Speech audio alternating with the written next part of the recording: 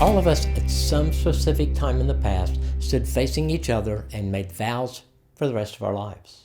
Hopes, dreams, they were all in front of us. The possibilities, well, they were endless. If you look at that day as the beginning of your marriage journey, and in front of you your marriage highway, the two of you will travel the highway together for the rest of your lives. That's the goal. That's the plan. That's having an awesome marriage. So what happens as a couple travels down that highway? Well, there's bumps, there's potholes, there's detours, and there's exits. The bumps and potholes, well, they're the things that most couples go through. Learning how to embrace each other's differences, learning how to resolve conflict, learning how to grow together spiritually, learning how to improve our sex lives, learning how to communicate better. The detours, well, they may take us off the road for a while, but we're going to get back. Maybe work, illness, distance. The exits, well, these are the things we want to avoid. Things like drug or alcohol addiction, pornography, or affairs. The goal is to stay on the highway and avoid anything that would take you off of it. So every day, every choice we make keeps us focused on an awesome marriage or not. Sure, we're all going to have days that our choices and decisions are not the best for our marriage. The key is how quickly we recover and get back headed in the right direction. We all have times that we need to stop and take a hard look at our marriage. Where is it today? How would we rate it on a 1 to 10 scale? Is that where we want it to be? Are there areas of our marriage that are a 9 or a 10 and others that are much lower? It's time to reprioritize our marriage. Honestly, we all can be there. So many things are distractions away from an awesome marriage. And a lot of them are really good things. Things like work, and church, and hobbies, and sometimes even our kids.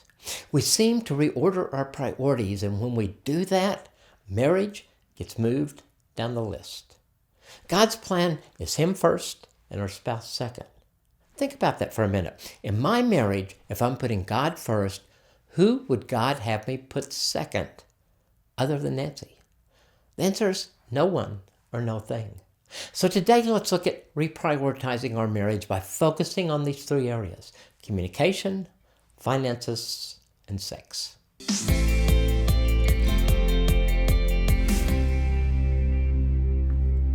How would you define communication? One of the dictionary definitions is that it is the successful conveying of sharing of ideas and feelings. In marriage, that seems to fit pretty well. But the key is not the conveying or sharing of those ideas or feelings. It's the being successful at doing that. Which brings us to the most important part of communication is listening. Did you know that someone can listen 5 times faster than somebody can speak? So what do you do with extra time? If you're not intentional in your listening, your spouse will not feel heard. So your spouse is sharing a concern that's important to them, and you're kind of listening, but really thinking about what you're going to do when this conversation is over. Your spouse stops talking and looks at you for a response, and they get nothing because you have nothing to give. You didn't listen. How does that work for you? In a recent poll, what percentage of couples do you think that rated their communication as good also said they were happily married? Get this, 97%. That's incredible. It tells me that good communication connects us, and connection builds an awesome marriage. See if this fits the two of you. Most couples communicate pretty well before marriage. In fact, one survey says that couples before marriage spend an average of 3 hours a day communicating. That's 21 hours a week. That same survey says that those same couples in marriage will spend an average of 5 minutes a day communicating. That's 35 minutes a week. What happened? Well, there's probably a number of reasons. For one, as males, the pursuit's over. We've captured and bagged our prey, so to speak, and then we go on to conquer new quests, not realizing that we need to keep doing the good things that got us to the altar in the first place. Second, we get busy, and time for communication gets squeezed out. We quit making it a priority. There are other reasons, but I think you get the idea. When Nancy and I were dating at TCU, there were still dorm hours for the girls, if you can believe that. So on our dates, we'd wait till the last minute before Nancy would go in. So the house mother, who kind of took care of things there, gave me the evil eye probably almost every single night. But then I'd hurry back to my room and call her on the phone because we didn't have cell phones then, and we'd talk for hours. But then after marriage, I'd go to work and I'd come home and I'd have dinner and I'd watch TV and I'd spend time with Nancy and we'd go to bed. And I think it was because we could be together more, we didn't work as hard at communicating. Our communication time really shrank. I didn't have to work hard at finding time to be with her. She was there. She was there in the morning. She was there at night. She slept by my side. The changes in our communication patterns were so subtle, we didn't realize that they were taking place. You may have experienced the same thing or something similar. Statistics tell us that if you don't have a deliberate plan and follow it, you're going to fall into that trap. So many couples that are so close and so connected before marriage can feel like strangers after only a short period of married life. How do we communicate in a way that connects us? Well, verbal communication is usually the first thing that comes into our minds. Yet a lot of couples struggle with it. Let me give you an example. Say a couple I'm seeing in counseling comes into my office for a counseling session. They tell me about the argument they had the previous week. The husband says, I said this. And the wife says, no, you didn't. You said this. And then the wife says, I said this. And the husband says, no, you didn't. What happened here? Who would you believe? Well, the first point is this. I have learned to usually believe both of them because of this. 3 things go into communication. 1's our body language. 2 is our tone of voice. 3 is our actual words. So let's break this down. That body language, well, it accounts for 58% of the message. And your tone of voice, 35% of the message. And your actual words, only 7% of the message. So when I say the words, I love you to Nancy, what does she hear? You know, if I'm looking her in the eyes and I'm holding her and I'm smiling and I'm speaking softly, chances are will hear what I'm saying. I love you, and she'll believe me. But what if my eyes scream anger and the vein in the middle of my forehead is bulging and my voice is loud and harsh? Is she going to hear those words, I love you? No. There's no way that she will hear I love you. So when I listen to that couple in the counseling session recount their argument, I often hear 2 different stories. Their perception of the fight is different because the messages they heard were different. I've no doubt that they said what they tell me they said, but that may not be the same thing that the other person heard. For someone to hear what you're saying, your body language, your tone of voice, and your actual words all have to match up. And if they don't, your message won't be heard. The second point of communication is this. How do you view each other? What qualities do you see in each other? Do you trust each other? Do you feel safe with each other? If you answer no to these 2 questions, you've got some work to do because you'll never communicate at a deep, intimate level with someone you don't trust or that you feel safe with. So how do you build this into your marriage? Well, warmth. Warmth is accomplished through acceptance. It's acceptance of your spouse's thoughts and feelings and actions. It's letting them be who God created them to be and not trying to change them into who we want them to be. That's going to be difficult at times, but think about it for a minute. Do you want someone to come into your life and try to change you into the person that they want you to be? Or do you want someone in your life that loves you and accepts you as you are? In our marriage, I want Nancy to accept my thoughts and my feelings and my actions. I want to be able to tell her everything and have no fear of judgment. I want her to be able to love me as I am and let God make the changes in me that He wants made. That's the ideal. I also think that's God's plan, and I also know that God will never make me into anything that is not perfect for Nancy or marriage. Let me say that again. I know that God will never make me into anything that is not perfect for Nancy or marriage.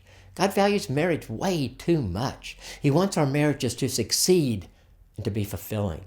And whatever He does to bring about change in my life is going to help accomplish that purpose. The final point is empathy. Empathy is walking in someone else's shoes without stepping on their toes. It's asking yourself, what does this situation, this problem, or this event look or feel like from my spouse's perspective? And how is their perception different than mine? It's dying to self and putting our spouse before us. Nancy and I lived in the same home for 32 years. We raised our kids there. We had our first 3 grandkids while we lived there. The house was built, though, in the 1960s, and as time wore on, there were the normal issues that come with a house as it ages. One morning I was getting ready for work and I was running a little late, and I finished showering and I was drying off, and Nancy was getting ready too. And in this home we had a really small master bathroom, especially when we were both trying to get ready at the same time. So as I began to get dressed, I saw Nancy looking at the baseboard around the shower. Nancy's a realtor. She takes her work seriously, and every time she saw a major problem in a home she was showing, she made sure we didn't have the same problem in ours. So we dealt with termites that may or may not have been there, and bugs, and water leakage. We've covered them all. So when I saw that look in her eyes again that morning, I should have been forewarned. Nancy was soon on her hands and knees. She was pulling back the baseboard. She said, "I think we have black mold. Look, do you see it?" So I was running late, as I said. So I said, "Honey, I wouldn't know black mold if it hit me in the face or something like that. And so why don't you get someone to look at it and do what you need to do?" So I was gone over a little 8 hours that day. And when I got home that evening, nobody was there. So I walked upstairs into our bedroom and was going into our bathroom area when I was blocked by this blue tape that was crisscrossed across the doorway into the bathroom. The shower that was there that morning was gone. The bathroom had been gutted in the past 8 hours. My idea was that Nancy would get someone out to look at the mold, and if it was really mold, they would spray it or something. Instead, we were getting a new bathroom. So don't forget to ask, what does the problem look like from your spouse's perspective, and how is his or her perspective different than yours? Good communication, it takes time. You need to talk every day, uninterrupted, 15 minutes at least every day. Have date nights for the two of you. Take a trip or two each year. It can be a weekend getaway. It can be a week or two. It doesn't have to be expensive. It can be close. It can be far away. It really doesn't matter. What matters is that you do it. One last thing on communication. A tool that we use that I really like. It's called Stop, Look, Listen. It's really simple. It's stop everything that you're doing. You guys will sit down. You're going to have a conversation. You stop everything else. That means you turn off the TV. You put down the newspaper or book or remote or whatever else could distract you from listening to your spouse. Let me make it real simple. Just stop everything but breathing. Then look with your entire body. Face each other. Look into each other's eyes. Be conscious of your body language. Relax. And then listen. Listen to every word they say. And then use active listening skills where you reflect back to them what you thought you heard and make sure that you heard what they said. If not, let them rephrase it until you get it right. Communication should not be as difficult for us as it is. God created us as man and woman. And yes, we're different. Yes, we communicate differently, but God meant for that to be an asset, not a liability. He wants us to learn from each other and to grow. Good communication takes work, but it is so worth it. Remember, you are always communicating something. Remember to let your body language, your tone of voice, and your actual words match up. Remember that successful communication is based on who you are and how your spouse sees you. Remember to stop, look, listen. Remember that each day as you talk to your spouse, you're communicating to someone that Christ has claimed.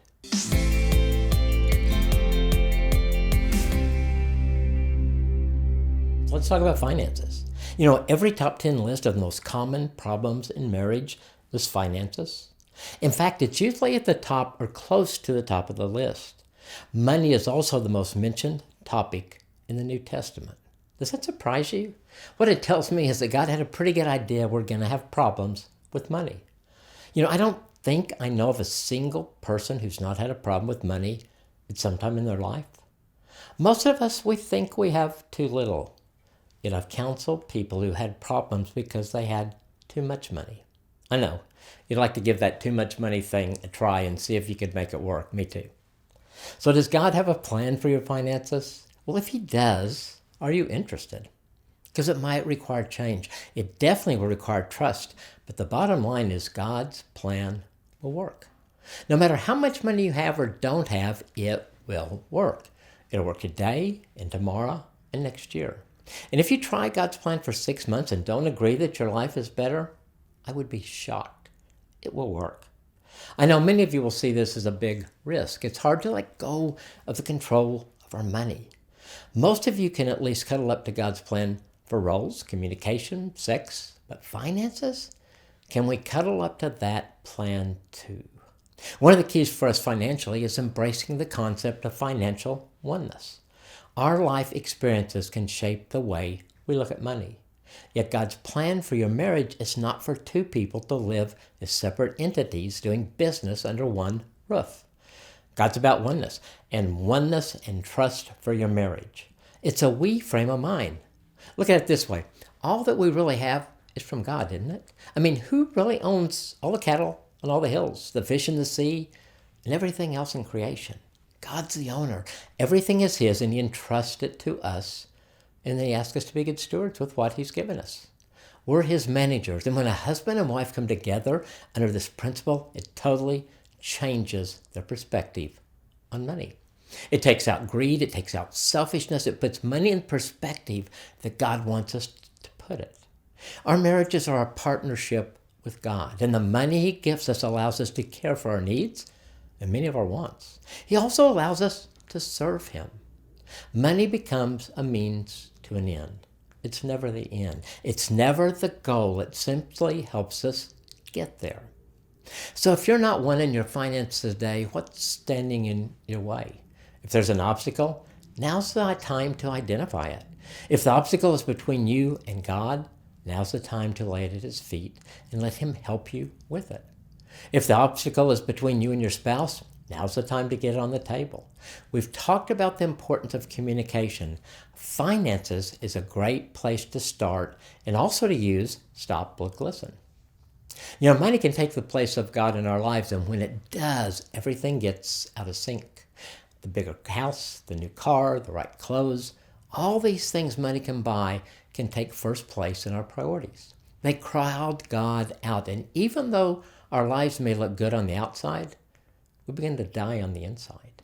All the things that money can buy are temporary. So if they are our priority, and it is through them that we get our significance, we're on a never-ending quest. The happiness they bring us is short-lived. The answer is both simple and difficult. Put God first. Put Him first in everything. And if God's first, everything else can fall into its proper place. I don't think God's against you having a nice home for your family and a nice car to drive and nice clothes to wear as long as He's first. Things in and of themselves are not bad. It's how we look at them that may be bad. You both need to be involved in your finances. Probably just one bookkeeper, but both know what you have, where it's going. If you have a debt, get out of it as soon as possible. If you don't have at least 3 months of money saved for your expenses, make that a priority. And are you being generous? What does that look like for the two of you? If you don't have a budget, get one. It's a roadmap. It frees you. It helps you plan and make good decisions with the money. God's got a plan for our finances, and a couple always keep this principle in mind with money. God's the owner, we're the managers. Our job is to manage well.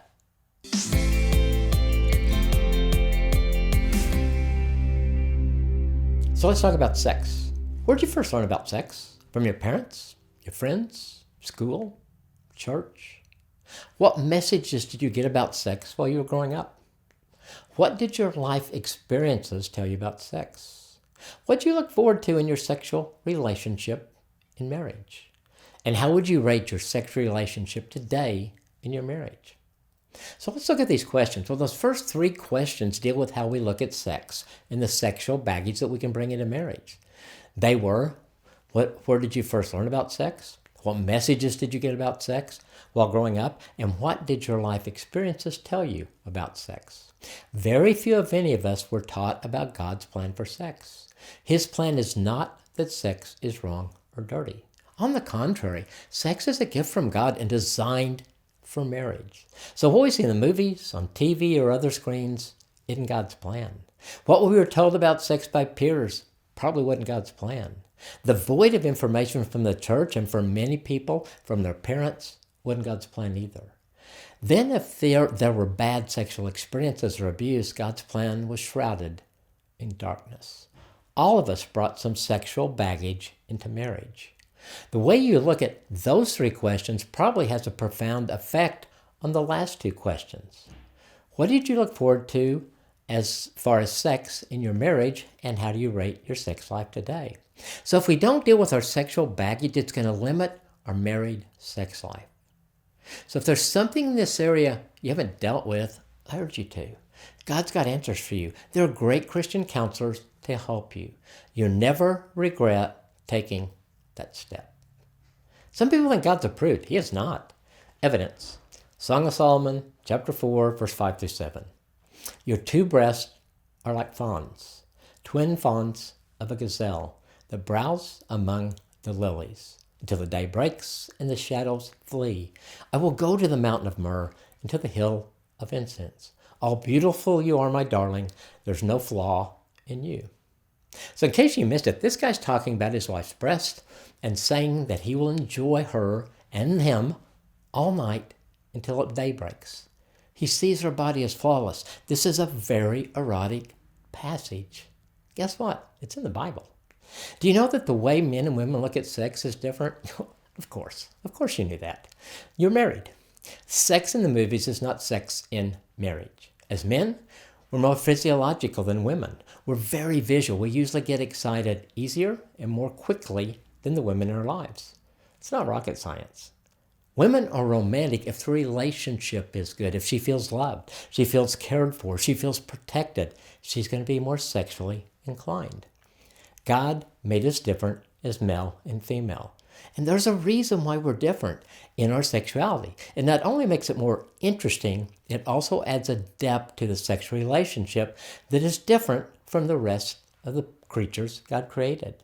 You know, as a couple, embrace these differences. There's so much more to a sexual relationship in a Christian marriage than appears to be there on the surface.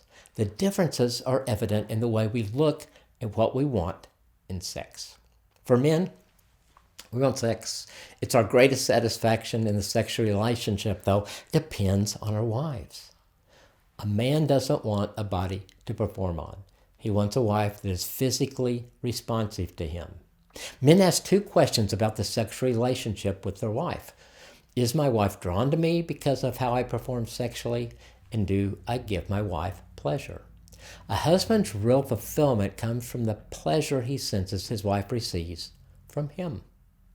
Men have more frequent desires. It's just the way that we're wired. We think about sex more than most women do. We also usually have wider boundaries concerning what we think is acceptable in a sexual relationship. And that's an area, guys, we've got to be careful, because we think that something would be great in a sexual relationship doesn't mean our wives will see it the same way. A husband must always stay at the comfort level of his wife. That's why it's so important for a couple to be able to talk about their sexual relationship. They need to know what their spouse likes and what they dislike. They need to be open and honest about sex. So let's look at the ladies. What does a woman want? Well, she wants trust. She has to feel safe with you. She wants ultimate commitment. She needs to know deep in her heart that you're committed to her no matter what. She wants to enjoy the time with her. So to take time with the process, to have fun, to enjoy each other. And communication. Sex draws her closer to you. Good communication draws her closer to you. Good quality communication is an important part of the sexual relationship for a spouse. We talk about 24/7, 365 foreplay. What that is really just saying what happens the other 23 plus hours a day depends on what happens in the sexual relationship with the rest of that time. If our wives feel cherished and loved, if we're communicating well, if we're being attentive to each other, if we're caring about each other, that seems to lay the groundwork for a great sexual relationship. Communication is important to our wives. Non-sexual touching. Well, what is non-sexual touching?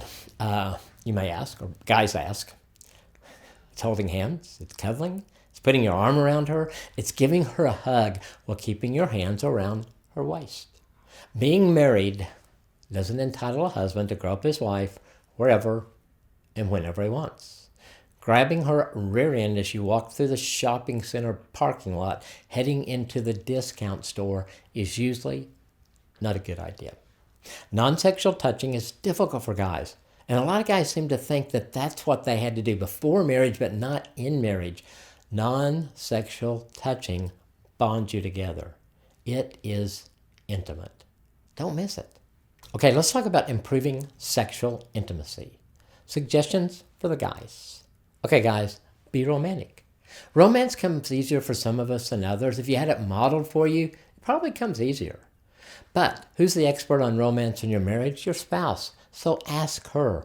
Get input from her. What does she think is romantic? Maybe a card or flowers or going out to dinner with you alone. You know, with my busy schedule, I know it means a lot to Nancy if I call or text her during the day with no reason except to see how she's doing, to tell her I love her. Be a student of your wife. Try some new things. Remember what works and what doesn't work. And if all else fails, Google it, man. We've got tools now we never had before. Number 2, take time with foreplay. It's so important to do that because our instant gratification society has not taught us to slow down and enjoy life or sex.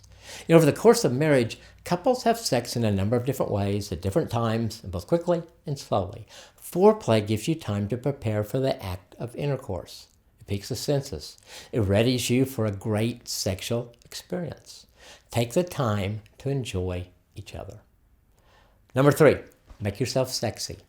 Okay, this may take some work. Keep in shape, bathe, brush your teeth, shave, try wearing cologne. Let her pick it out because she's the one smelling it, because you might pick old musket or something. So even if you don't like that cologne, remember you're not wearing it for you, you're wearing it for her.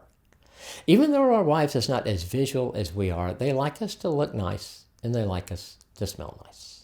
Okay, let's look at some suggestions for the ladies. Number 1, understand his tremendous sexual needs. Wow. Remember that he is wired different. He's wired different than you are. He thinks about sex more. He thinks about you sexually, and sex affirms him in the marriage. Talk with him about what you like and you don't like, and be patient with him. What would you think if he wasn't sexually attracted to you? That wouldn't be good either, right? Together you can find a common ground that works for both of you. Number 2, find out what he really enjoys. That's really important. Don't be afraid to ask him. You can say no if you need to. Remember, God gave us sex to enjoy. Our bodies were meant to enjoy. And as men, it's easier for us to fantasize about our sexual relationship with you. The goal is not to be afraid to try new things and to find common ground that meets both of your needs, but go at whatever pace you feel most comfortable with. Number 3, make yourself sexy. Okay, ladies, this is a pretty easy one for you because for most guys, you just need to keep breathing. So in addition, you can ask him what perfume he likes, what clothes he likes, those kind of things that he thinks look really good on you. But basically, it just boils down to probably doing what you did before marriage. It worked then. It's probably going to work now. Improving sexual intimacy for both of you. Take the initiative sexually. In most marriages, the man is usually the initiator in the sexual relationship. But believe me, he will be very excited to give his wife that role part of the time. It goes back to the idea of knowing that his wife wants a sexual relationship with him. Men really like that. It also gives the wife the opportunity to add her own creativity to the sexual relationship. Number 2, take care of your appearance. Making yourself sexy is one thing, but taking care of your appearance is another.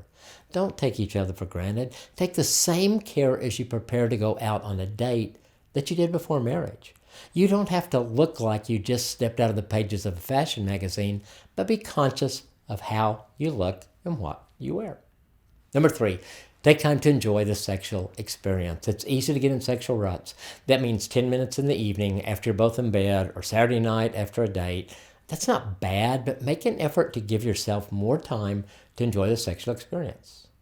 And 4, pay attention to the atmosphere in which you will make love. Enhance that atmosphere of where you're going to make love. Take time for Candles, baths together, music, soft lights, fireplaces, massage. Don't always be in a rush. As a couple, you can work together on both the quality and the quantity of your sex life. And finally, express your desire. Express your desire for each other. Tell each other, I love you, I'm crazy about you. Tell your spouse what you're thinking and feeling. Communicate about your sexual relationship. It adds to the excitement and helps us learn more about the experience from our spouse's viewpoint. God has a plan for your sexual relationship. It's not a new plan and doesn't involve a bunch of stuff. It's the same plan that he set before Adam and Eve. God's plan is for the best and most fulfilling sex ever. Remember, it can only happen God's way within the context of a Christian marriage. All right, communication, finances, and sex in marriage. Probably the three hottest hot buttons in marriage. What do you do now? What's your next step? So here's some suggestions. Look at the three: communication, finance, and sex. Which is the hottest button for your marriage? Let that be your focus. So you pick finances. So maybe you start a budget. Maybe you take Dave Ramsey's Financial Peace University course. Pray about it. Go see a financial planner. Maybe even see a Christian counselor. So you pick communication. Make sure you're setting aside time every day to talk. Make sure you're having a date night every week. And make sure it's just for fun, not serious stuff. Look at having those getaways once or twice a year. You stop, look, listen. See a Christian counselor if that would help. And pray. Sex, don't forget the 24/7, 365 foreplay. If you do that, a lot of things will just fall into place. Talk about what you like and you don't like. Do a weekend getaway that could jumpstart your sex life. Maybe Christian counseling, and then pray. Ask God's help. Eventually, you can cover all three. The bottom line is this: don't do nothing. You came today to make your marriage better. The ball, it's in your court. Don't drop it. Let's pray. Father, you know our needs. You have answers for us we don't have without you. So I pray for every couple as they seek you, Lord, that you will give them the answers as they try to improve finances, communication, and sex in their marriage. Thank you that you love us that much. In Jesus' name, amen.